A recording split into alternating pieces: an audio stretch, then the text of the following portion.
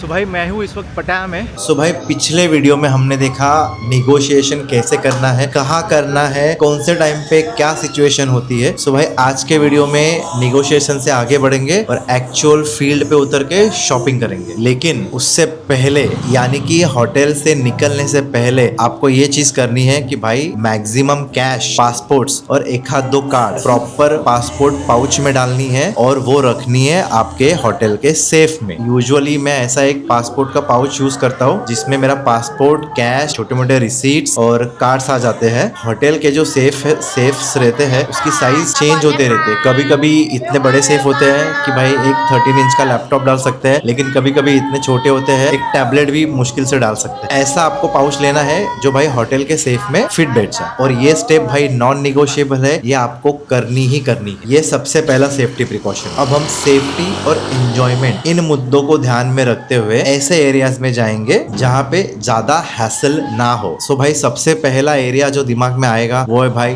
Walking street. अब walking street पे आपके पास जो ऑप्शंस अवेलेबल है वो है भाई इंडियन क्लब्स जैसे जन्नत हो गया, जलवा हो गया, लीला हो गया, बॉस क्लब हो गया। ये सारे इंडियन क्लब्स है। इन क्लब्स के अलावा अगर आपको बाकी के क्लब्स एक्सप्लोर करने हैं जैसे 808 हो गया, रिपब्लिक हो गया, या फिर मिस्ट हो गया, इंसोमनिया हो गया, एकदम एंड में नशा क्लब भी है, तो आप ये वाले क्लब्स पे एक्सप्लोर कर सकते हो। बस आपको फर्क समझा देता हूँ। जितने भी इंडियन क्लब्स है वो बाकी के जो वेस्टर्न क्लब्स है 808 हो गया, मिस्ट हो गया, उनसे ऑलमोस्ट दुगने महंगे हैं। फॉर एग्जांपल मिस्ट में आपको एक पाइंट आएगी 170-180 बात की। वही जन्नत या जलवा में एक अगर छोटी सी पाइंट लेनी है वो आएगी कम से कम 300 से 350 बात। लेकिन भाई अगर आपको अच्छी वाली शॉपिंग करनी है तो आपको थोड़े अच्छे खासे पैसे खर्च करने ही पड़ेंगे। और इंडियन क्लब्स की खासियत ये भी है, जैसे लोग आपको इंडियन क्लब्स में मिलेंगे, लोग से मेरा मतलब है जिनके लिए आप क्लब में गए हो, ऑलमोस्ट 70-80% लोग जो है वो हाई लेवल के होंगे। हाई लेवल से मेरा मतलब है बहुत अच्छे होंगे। बहुत अच्छे से मेरा मतलब है आप देख के खुश हो जाओगे। सो ये जो क्लब का ऑप्शन है वो by far one of the safe option है, क्योंकि आप क्लब में हो, सीसीटीवी कैमरास लगे हैं। दूसरा है भाई सोय 6। अभी एक बात ध्यान में रखिए, सोय 6 या इंडियन क्लब्स या फिर एलके मेट्रो वगैरह या फिर ट्री टाउन, ये सारी जो जगह है, हर एक जगह की जो वर्किंग स्टाइल है ना और प्रोसेस है थोड़ी डिफरेंट है। आई थिंक वो एक सेपरेट वीडियो के जरिए ही जस्टिफाई और एक्सप्लेन किया जा सकता है। इस वीडियो में अपना फोकस यही है कि भाई कौन से एरिया से हमें शॉपिंग करनी चाहिए, सेफ्टी एंगल क्या है, और आपके साथ जब कंपनी है तो आपका बिहेवियर क्या होना चाहिए और आपको क्या क्या प्रिकॉशंस लेने चाहिए। दूसरा भाई जो सेफेस्ट ऑप्शन है वो है सोय 6 के बार्स, क्योंकि वहाँ पे भाई आपको प्रॉपर बार फाइन देनी होती है। जो भी कंपेनियन आपके साथ आता है वो वहाँ पे एम्प्लॉयड होते हैं, तो सबको पता होता है कि कौन आपके साथ है। अब भाई मेरी ये गुजारिश रहेगी आपसे, बीच रोड पे जो भी है ना हो सके अवॉइड करने की कोशिश करो, क्योंकि जितने भी आपने रील्स देखे होंगे, ये सारे इंसिडेंट्स देखे होंगे, वो सारे के सारे इंसिडेंट में 99% ये जो बीच रोड वाले हैं वही इन्वॉल्व है। तो आप थोड़ा अंदाजा लगा सकते हैं। मेरा तो भाई आपको स्ट्रॉन्ग सजेशन रहेगा, आपको घूमने जाना है तो घूमने जाइए, लेकिन वहाँ से आप कोई कंपेनियन ना ही ले तो बेहतर होगा। और एलके मेट्रो फिर सोय बुआखा वगैरह में जो भी बार्स वगैरह है वहाँ पे मोर और लेस सेम ही सिस्टम है। आपको अगर कंपेनियन चाहिए तो वो जो एस्टैब्लिशमेंट में काम करते हैं वहाँ पे आपको कुछ बार फाइन वगैरह देनी होती है, और मोर और लेस सेफ है। मतलब स्ट्रीट फूड खा के आपको फूड पॉइजनिंग हो सकती है, लेकिन अगर आप किसी अच्छे रेस्टोरेंट में खाना खाते हो तो मोर और लेस चांसेस बहुत ही कम होते हैं। तो भाई आपका एरिया फिक्स हो गया, वहाँ पे गए, कंपेनियन भी चूज कर लिया। अब भाई यहाँ से जो आपकी प्रोसेस शुरू होगी उस दरमियान आपको बहुत ही सतर्क रहना है। सबसे पहले नॉन निगोशिएबल रूल ये है कि जब आप आपके एकोमोडेशन में जाओगे तो रिसेप्शन पे आईडी जमा होना ही चाहिए भाई, इसमें कोई भी डेविएशन नहीं होना चाहिए। दूसरा, जैसे कि मैंने आपको स्टार्टिंग में बताया था, मेजॉरिटी आपकी कैश और सारे जो भी पासपोर्ट कार्ड्स है वो सेफ में रखना। इसका मतलब ये होगा कि आपके जेब में मैक्सिमम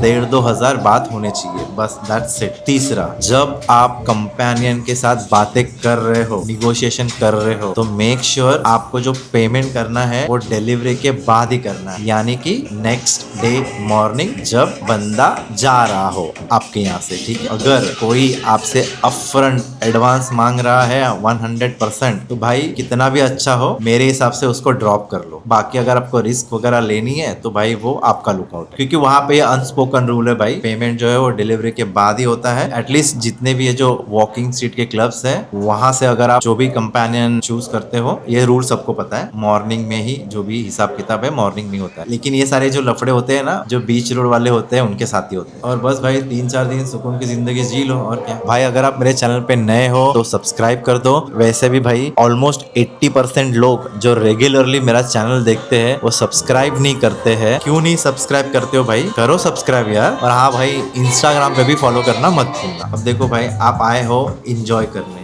मजे करने, मेरे हिसाब से कंजूसी मत करना, ठीक है? आपके साथ जो भी है उसको एक कर्टसी पूछ सकते हो कि भाई 7-Eleven से कुछ चाहिए क्या? अगर उसने बोला हाँ चाहिए, तो उस टाइम पे भाई अगर आपके पास पैसे की गड्डी बिड्डी है, ज्यादा है, तो उसके सामने बिल्कुल मत निकालना। वो आपको ध्यान रखना होगा। दूसरी चीज, अगर समझो आपका अच्छा टाइम स्पेंड हुआ है तो आपके ऊपर है। अगर आपको जो भी आपका डील हुआ है उससे अगर आपको थोड़ा ज्यादा टिप वगैरह देनी है तो दे सकते हो, वो आपके ऊपर है, ऐसा कंपलसरी नहीं है। यूजुअली आपका जो असली नाम है वो बोलना अवॉइड ही कीजिए। ज्यादा इमोशनल होने की जरूरत नहीं है। अल्टीमेटली आप एक कस्टमर हो, अपना जो दिल है वो हथेली पे रख के मत चलो, वरना लेने के देने पड़ जाएंगे आप। नेक्स्ट इंपॉर्टेंट चीज ये है भाई, आपको हमेशा कंट्रोल में रहना है। आप मतलब ऐसे भोंदू की तरह मत बिहेव करना कि भाई मैं तो यहाँ पे नया हूँ, मेरे को कुछ पता नहीं। भाई थोड़ा रिसर्च कर लेना। सामने वाला बोलेगा चलो इधर जाते हैं, और आप पिलियन राइडर की तरह फॉलो करते जाओगे। हर एंगल से कहीं ना कहीं से आपका पैसे ही जाने वाले, ठीक है? पटाया में आप पैसे देते हो और चीजें लेते हो, बात सिंपल है। टाइम स्पेंड करने का पैसा होता है, ठीक है? आई नो कुछ लोग बहुत ही स्मार्ट होते हैं, शातिर होते हैं, तो ठीक है, ऑल द बेस्ट। लेकिन बहुत से लोग